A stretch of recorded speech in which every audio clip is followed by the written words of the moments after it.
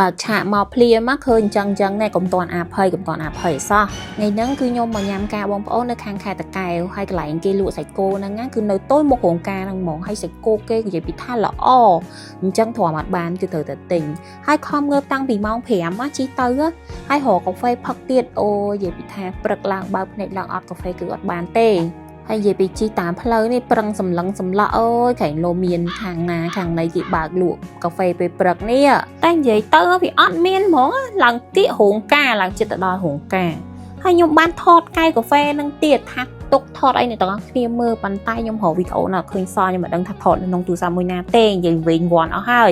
មកដល់គេហែចំនួនល្មមចាចូលទៅហែចំនួនតែខ្ញុំអត់ចូលទៅទេអធិស្ឋានម៉ាក់ខ្ញុំបងប្អូនខ្ញុំចូលទៅខ្ញុំឈរថតហើយនៅនេះគេហែចំនួនម៉ោងដូចជា6កន្លះដែរអញ្ចឹងសម្រាប់ទៅគឺថាជូនម៉ាក់ទៅហែចំនួនគេទេហែចំនួនបងប្អូនហើយខ្ញុំបានតែត្រឹមថតដឹងទេហើយនឹងចូលញ៉ាំអាហារពេលព្រឹកនៅក្នុងរោងការគេហើយខ្ញុំអត់បងអង្គយូរទេពេលដែលទិញសាច់គោហើយគឺថាជិះត្រឡប់មកផ្ទះវិញដោយសុវត្ថិភាព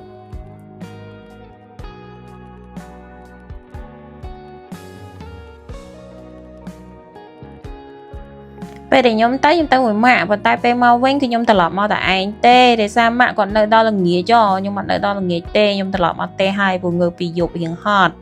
ហើយពេលល្ងាចហ្នឹងគឺប៉ាខ្ញុំគាត់ទៅយកម៉ាក់ខ្ញុំម្ដងចាអរគុណបាយបាយ